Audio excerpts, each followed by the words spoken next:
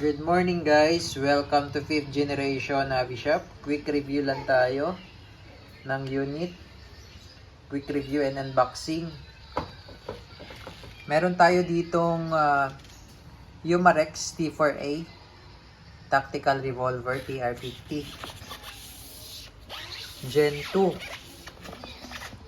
7.5 joules. Yan, CO2 powered, caliber 50. Yan, ito po yung model T4A TR50 Gen 2 Black. Yan, 0.50 7.5 joules 6R. Ayan. Revolver po yan, 6 shots. Ayan, yan po yung ibig sabihin ng 6R.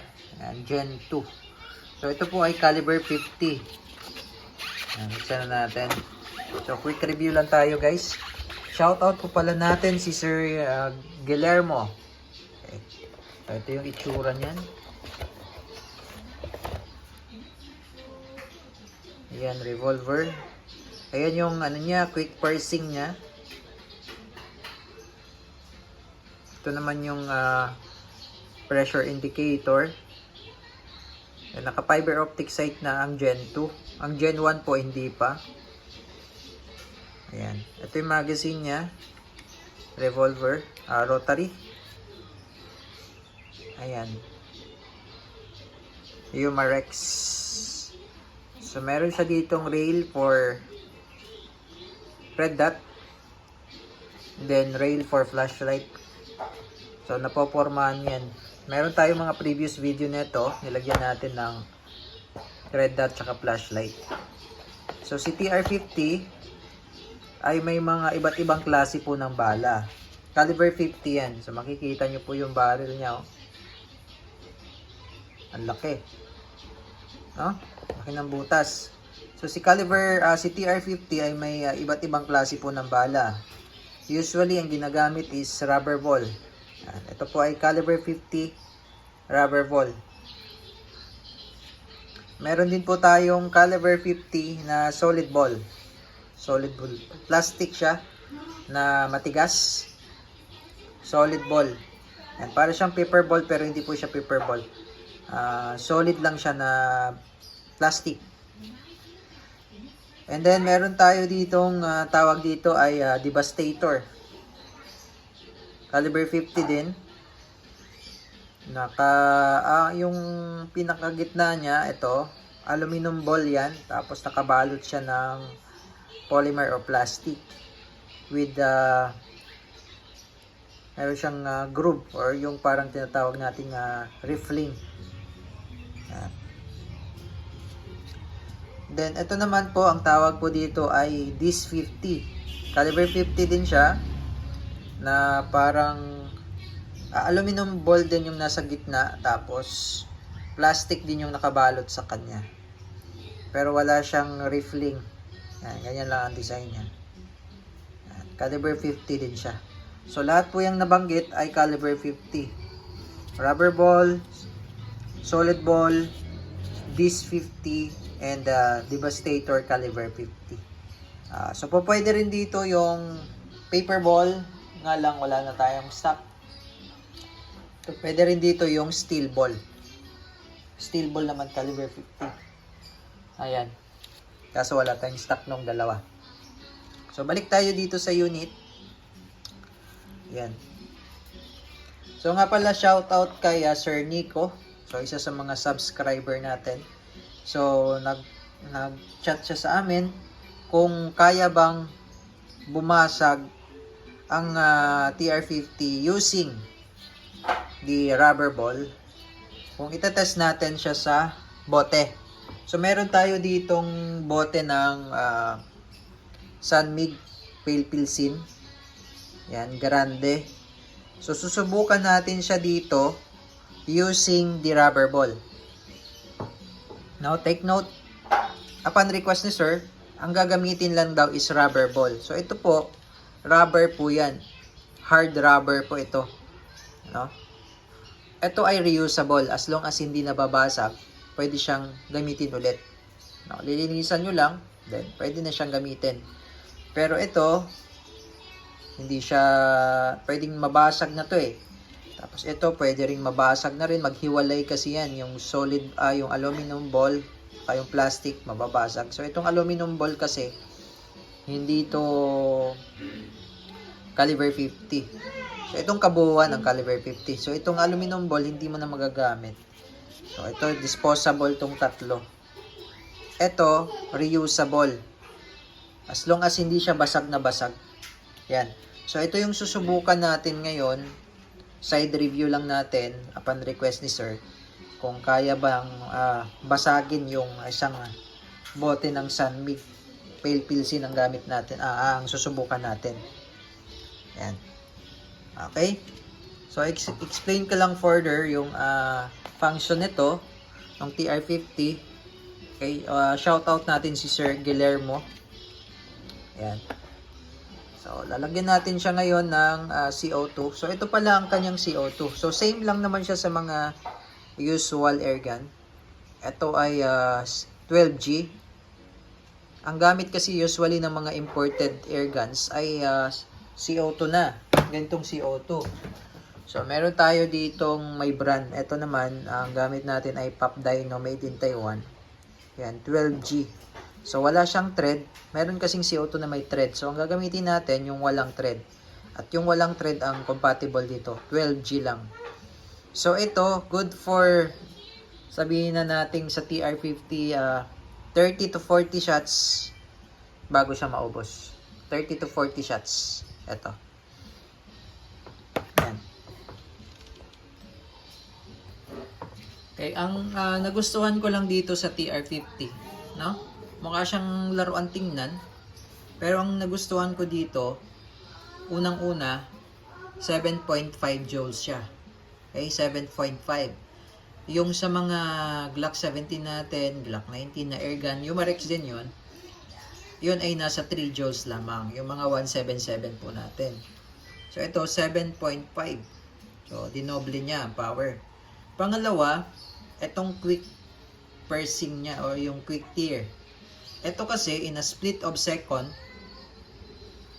ma-activate mo na yung CO2. Kumbaga, papaluin mo lang siya in a split of second, pwede mo nang magamit kagad, no? So sa mga sa ibang bansa ginagamit nila for home defense, no? May gumagamit na rin dito sa Pilipinas nito for home defense. Si caliber 50, tapos pwede mo siyang balaan ng paper ball. And then quick pursing. So ito, ang function kasi nito, yung usually yung mga CO2 powered natin na airgun. For example, yung Glock 17. Di ba kung nakikita nyo sa mga previous video namin na yung CO2, kailangan mo siyang pihitin ng alin. Di ba? Inaalin mo pa, so medyo matagal. Medyo matagal. Ito, papaluin mo lang, pagkapalo, yun na. Ready to engage ka na. So ito yung pinaka CO2 niya. So gagamitin natin yung Pop Dino. Sa usual airgun, yung mga Glock 17, ganyan no, pagpasok, no? Yung pagpasok. Ito, baliktad, pag ganyan. Yan. Tapos ito, lalagay mo lang siya dyan.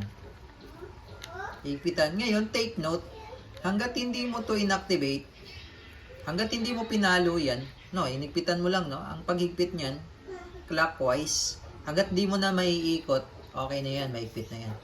So, hanggat hindi mo ito inactivate, hanggat hindi mo pinalo yan, yung CO2 dyan, nandyan lang yan, hindi yan makukonsume. Yun yung kagandahan yan. Kasi kapag gusto mo nang gamitin na, kailangan mo nang gamitin for home defense, paluin mo lang, and you're ready to engage.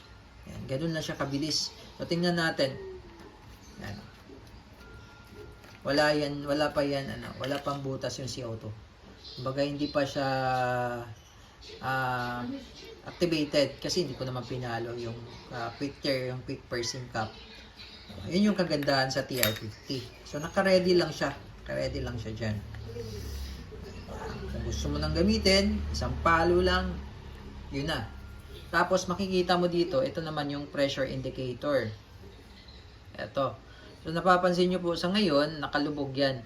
So once na pinalo ko na to, aangat yan at may red, kulay red. That's indicate na ready to fire na siya. Okay? Or meron na siyang pressure sa loob. Ngayon, once na pinalo ko na ito, dito naman sa TR50, once na pinalo ko na, in-engage ko na yung CO2, bawal po siyang i-stop na hindi mo siya gagamitin. Halimbawa, pinalo mo, tapos kala mo gagamitin mo pero hindi pala, nakatakbo pala yung magnanakaw, So hindi mo siya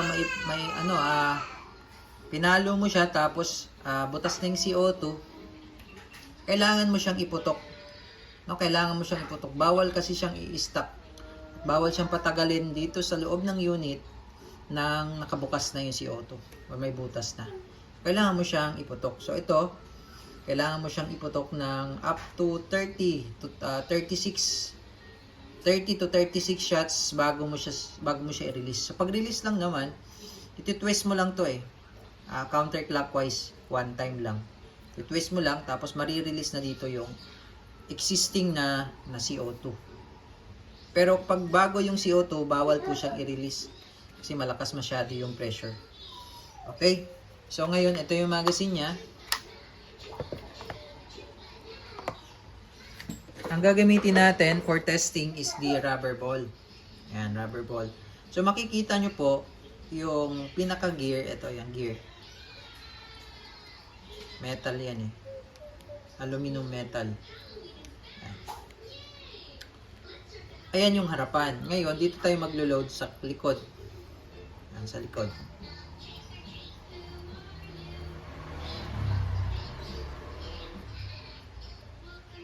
Ayan. So, rubber ball po ang gamit natin. Susubukan natin ngayon sa bote ng Sunmig Pale Pilsin. Tingnan natin kung ano yung result.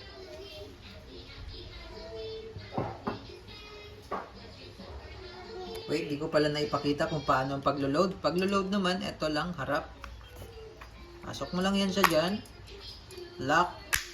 Then, iikot mo lang siya one time. Yan, iikot mo lang siya ng isang beses para mag-lock. Ngayon, ito papaluin ko na po. Papaluin ko na. Tapos, mapapansin nyo po, lalabas po yung kulay red. Isang palo lang. Yan. So, it means you're ready to shoot. So, wala po itong safety, pero meron siyang trigger safety. As long as hindi naka-trigger yung daliri mo dyan, hindi yan puputok. Okay, so testing. Okay, so ito na po, malalaman natin kung anong mangyayari sa bote ng Sunmig Pale Pilsin. Ang gamit natin is the TR50 using the rubber ball. So, papakita ko lang ulit na yan po ay rubber ball. Okay, rubber ball. Ang distance po natin from the target is 2 meters. 2 meters. Okay? So, testingin natin.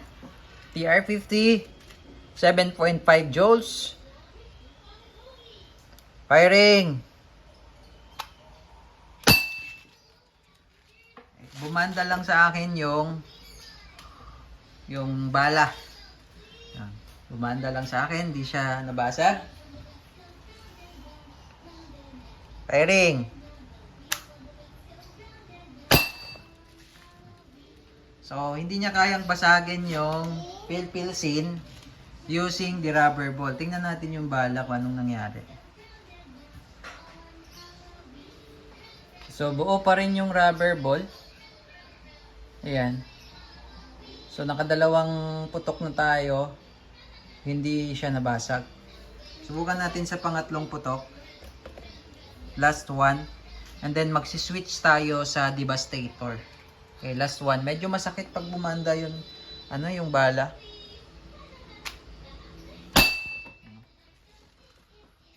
So, hindi natinag ang Sunmig Pale Pilsin battle.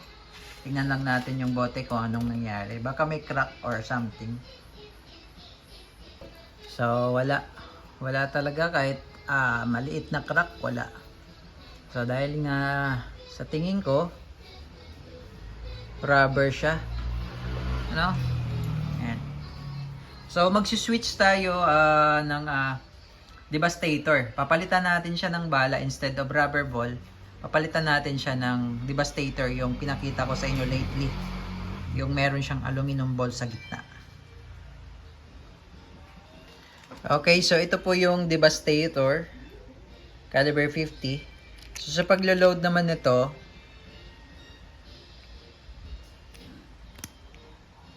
dito sa harapan. Yung kanina, yung sa rubber ball, dito sa likod. Ngayon, sa harapan tayo maglo-load. Ito yung may aluminum ball sa gitna.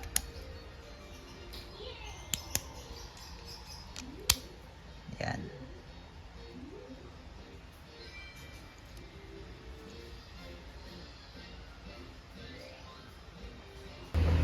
Okay, so load tayo. Devastator, 6 shots.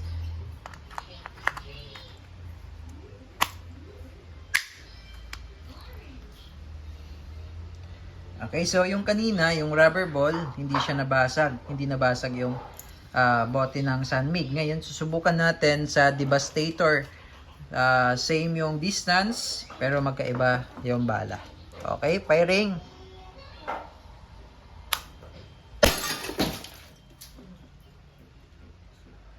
Devastator. Yan, in one shot.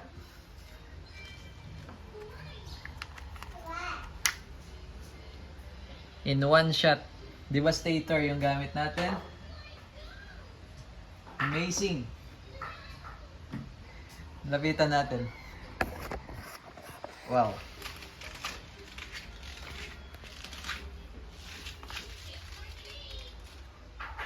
Grabe no.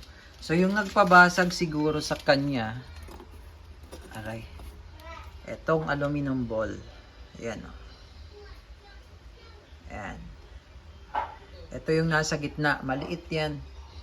I think nasa ano to. Hindi ako sure kung anong diameter nito. Maliit lang siya. So tingnan nyo yung bote oh. Wasak. Ayan. So hindi siya umubra sa rubber ball. So hindi pa natin natatry kung sa solid ball. Kaya yung solid ball, yung orange, kulay orange kanina. Ito. Pa natin natatry. So siguro sa next video medyo mahaba na, hindi na quick review to eh. Then itatry naman natin sa susunod na video yung this 50. Ayan, ito, meron din siyang aluminum ball sa gitna. Ayan, so sir, yung nagre-request ng video na kung kaya ba ng rubber ball, hindi po siya kaya ng rubber ball, pero yung Devastator kayang-kaya in one shot. Okay, ngayon po itutuloy ko lang yung review kasi kailangan po natin siyang iputok, no? Para ma-release natin yung CO2. So 30 shots. 30 shots.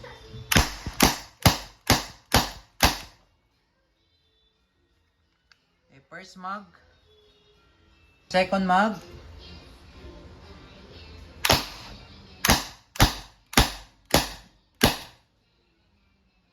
Usok-usok pa. Mag.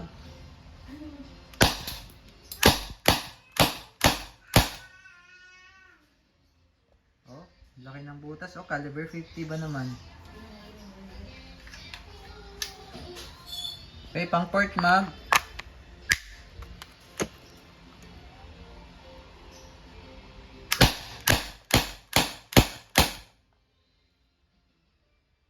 Okay, pang fifth mag. So hanggang 6 lang tayo, pwede na nating i-release.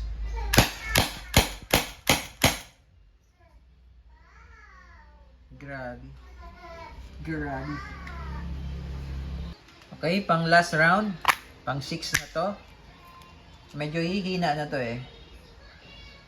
Tayo. Ayan, so mahina na siya. Mahina na siya. So pwede na natin siyang i-release ngayon. Bawal kasi siyang i-release yung CO2 hanggat medyo malakas pa at marami pang pressure, no? Ayan. So pa-release, twist mo lang counterclockwise one time. Ayan. So makikita nyo rin dito yung indicator pin, yung pressure pin, bumalik na siya. Tapos para tanggalin yung CO2, ikot mo lang counterclockwise. CO2. Ayan. Butas na siya, no? Kung continuous ang gamit, papahinga mo lang siya ng mga 5 minutes. bago mo siya gamitin ulit kasi malamig pa yung loob. Yan. Okay, so again, this is the Umarex T4A Tactical Revolver TR50 Airgun Pistol.